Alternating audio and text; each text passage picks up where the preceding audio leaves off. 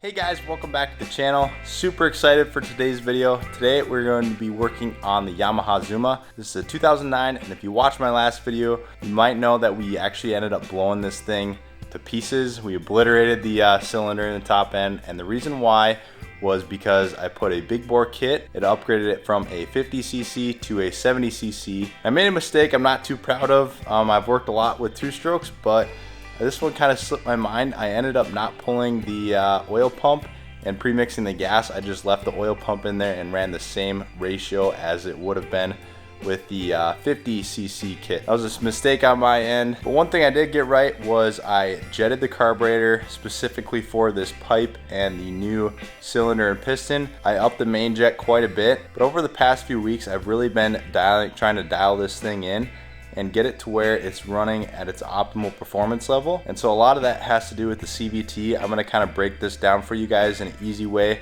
so you can get the most out of your CVT on your scooter. The CVT is basically just the pulley system that the scooter is ran by.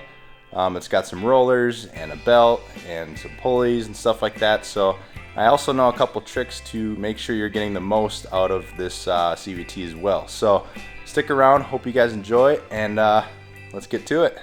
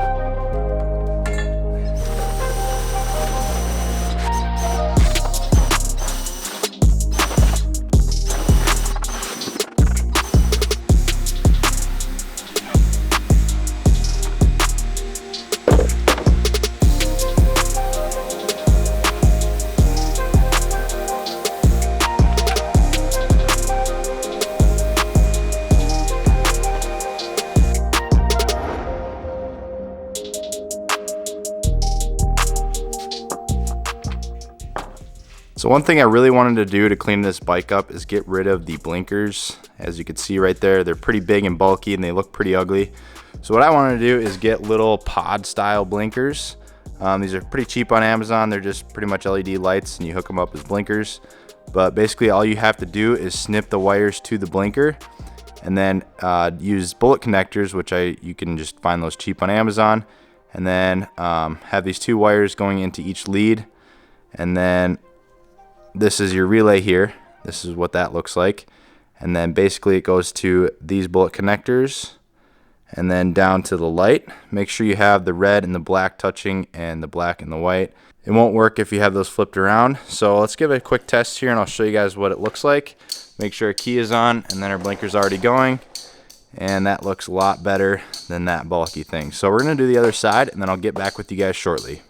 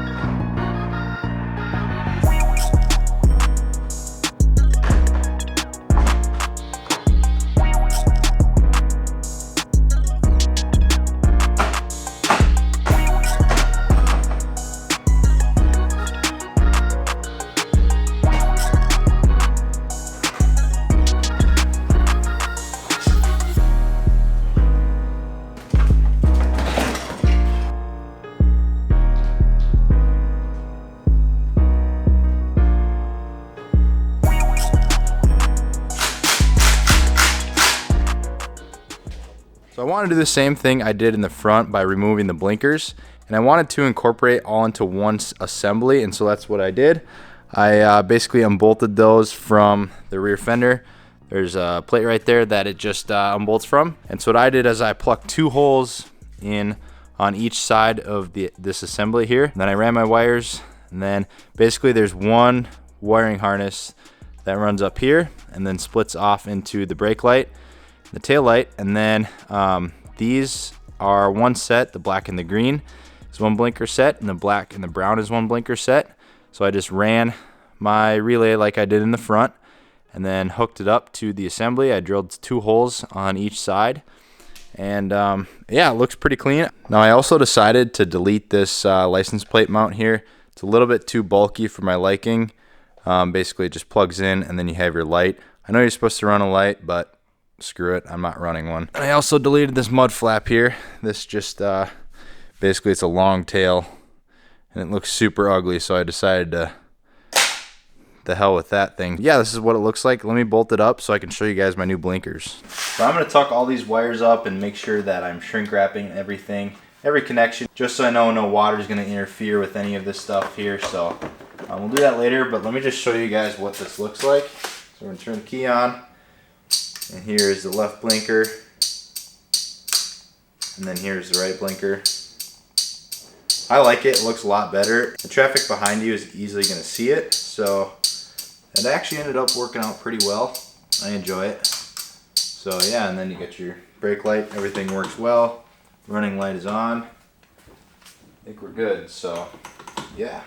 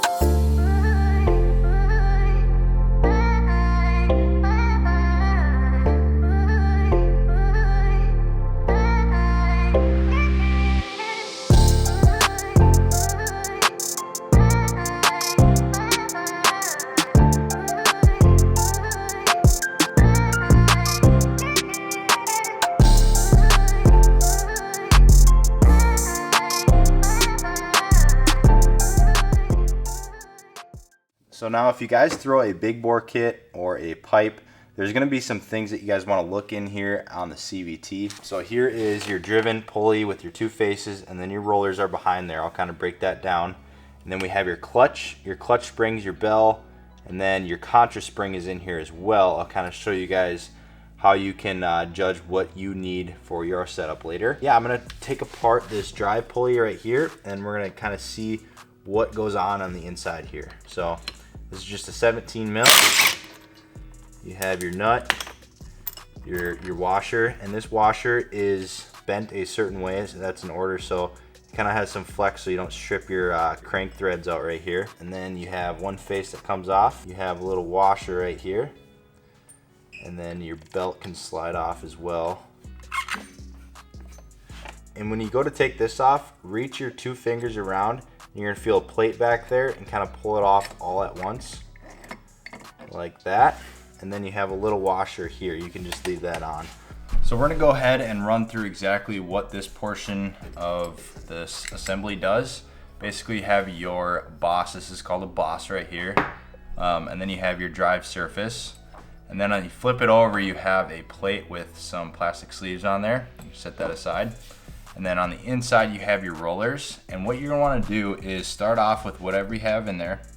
And then what I did is I ordered this kit, and basically this kit comes with different weights. It comes with the 4.5, 5, 5.5, and a 6 gram. And basically you wanna kind of play around with it. Take whatever you have in there, feel the bike out, feel when the clutch actually engages and when the tire starts to spin. Keep in mind your RPMs as well. And then you can kind of make drastic changes with these to get a feel for what they actually do. So I had a 7, I think these are 7 grams in here. Basically what this does is when you give this thing throttle, and then it starts picking up speed, these rollers are gonna fly up. And then this plate is gonna float up, and then that's gonna push this surface towards the belt and drive the belt. So basically when the bike is running, the belt is constantly changing gears. And so it starts off small in the front on the drive face here. And then as it picks up speed, the belt rides up on the surface. And then on the back end, the belt rides down on the surface to change that gear ratio to compensate for the speed it's going. So what this does is this basically pushes up this plate, and then the rollers fly out and kind of ride up on this ramp, and then pushes this plate up, and then basically engages your belt. And so you want to mess around with the weight to kind of get the engagement you're looking for. A lot of times people think like heavier weights will get higher top end, but it's not going to take off as fast. Yeah, that can be true, but you kind of want to play around with it and see like what your acceleration is, what you like best, personal preference, all that kind of stuff. So that is basically the first drive face we're going to look at here. And then another thing I wanted to point out here, you'll see that I have 2 Sharpie marks on here. So what this allows you to do is basically test how much you're actually using of the belt and how much you're using of the CVT itself. So basically remember when I said that the belt rides up on the drive face, the belt is only riding up to that level. And so I drew a Sharpie line all the way down to the boss here. I drew it all the way down. And when the scooter picks up speed, the belt rides up, and then you can see where it stops. So the belt is only riding up to this level right here. So I could go a little bit more. You want to get it all the way to the top without it actually, without it actually extending past the top here. This is kind of normal what you're looking for. I've talked to a bunch of scooter guys and they kind of say this is somewhat normal. I know a lot of guys, try to maximize everything out of this system here, but for right there, for what we need it for, it's just going to be perfectly fine for me. I'm happy with that. Scooter picks up speed very well, and it tops out about 50, 55, somewhere in there. So yeah, that is this assembly. I'm going to get the clutch side and show you guys that as well. So this right here is your clutch pulley assembly, whatever you want to call it. The first portion that you're going to take off is the bell. This is called the bell. And then you have the actual clutch pads itself, and then you have the contra spring in here. I don't know if you can see that or not. It's a white spring. And then you have your clutch pad springs as well in there.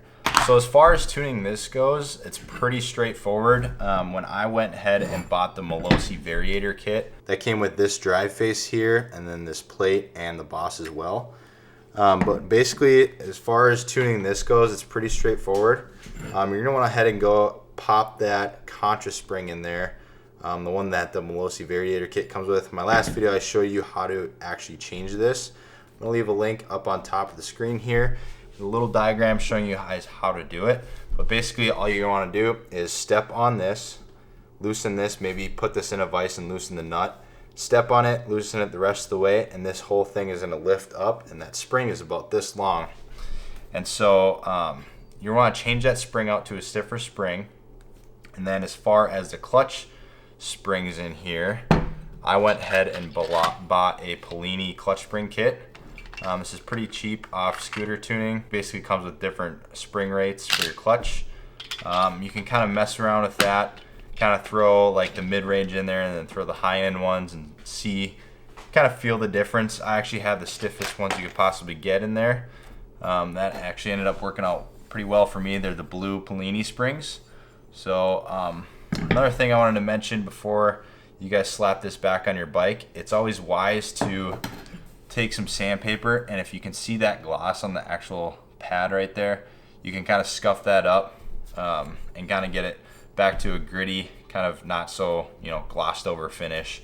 And you can also do that in your bell here too. So you can kind of take some sandpaper. Don't take a Dremel or anything. Don't get too crazy.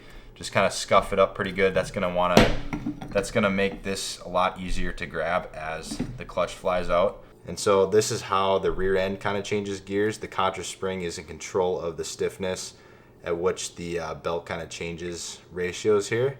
So as you can see, it just spins like that and allows that belt to sink in there down pretty good. So yeah, that's basically the rear end. Now we're gonna take you guys over back to the bike, and I'm gonna kind of show you how these two work hand in hand with the front end. So let's get to it. So before you start tuning, you want to make sure that you guys have a fresh belt. This is an Athena 16.5 by 8.1 by 751. The first number is the width of the belt itself. The second number is the height of the belt right here. And then the third number is the total length of the belt. So this is a 751. And then you want to make sure your arrows are facing the front of the bike, so this is a directional belt.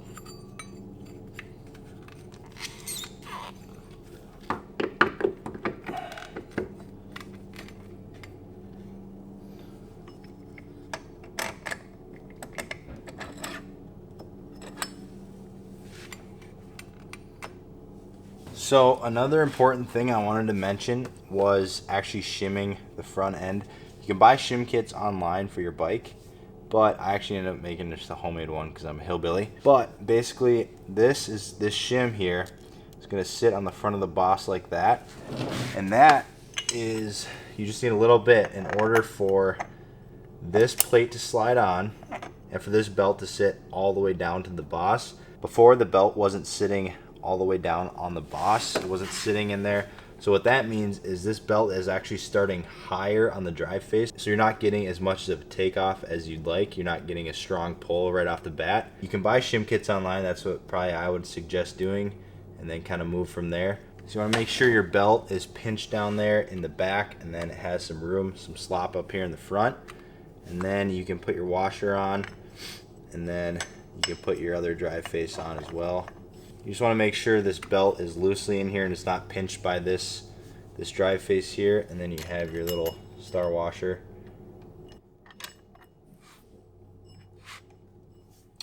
And then this washer is actually concaved, and you want to have the concave portion facing in.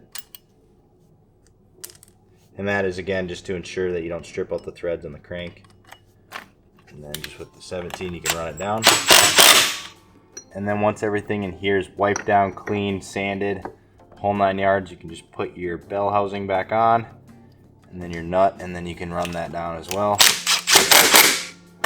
And we're good to go. So that is basically what the CVT does and what it, you know, looks like assembled and deassembled. Another thing you want to keep an eye out for is to make sure that this belt is riding somewhere decently high up on this pulley here, to make sure that, again, you're utilizing the bottom end. You want to have this sitting as high as you possibly can. You can only do so much as far as like the belt sizes and the boss diameter, the outside diameter and stuff, but for what we're doing, this is going to be good. This is sitting pretty much right where you want it. So, but if I had any pointers for you guys, I would go ahead and do exactly this setup with a pipe, the Yasuni pipe, and a 70cc kit. I would get the Melosi variator kit with the contra spring, the clutch springs, stiffer clutch springs, and then a new belt for sure. And then just do the Sharpie trick and then adjust those rollers, and you guys should be good to go. It's pretty simple once you get into it. It's pretty fun learning how this stuff works, but I'm gonna take you guys out on the driveway and show you guys how this thing changes gears. as the RPMs on the bike pick up and the wheel turns faster and faster. So let's get out there. All right, now we're gonna start this thing up, and then as you'll see, this the belt will ride further and further up on the drive face here.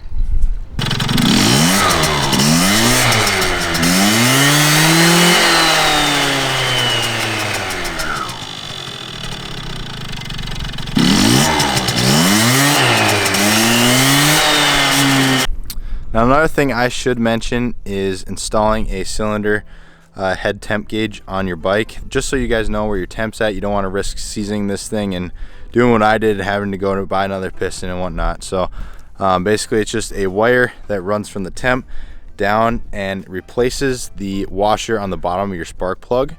And so that's pretty easy to install. So when this bike is sitting at an idle, it should be sitting from a 190 to 220 degrees Fahrenheit. At cruising temps, this should be sitting somewhere between 260 and 310 degrees Fahrenheit. And then full throttle temps should be 350 to 370, somewhere in there. But you don't want to exceed that full throttle temp, just because you do risk seizing and welding the piston to the cylinder like I did before. So yeah, that's cylinder head temp. Pretty easy to install. I think that gauge was about 50 bucks. I have all the parts listed for this bike again on my website. You just go to the build tab, and then you could see exactly what everything I've put into this scooter. So hopefully that helps you guys.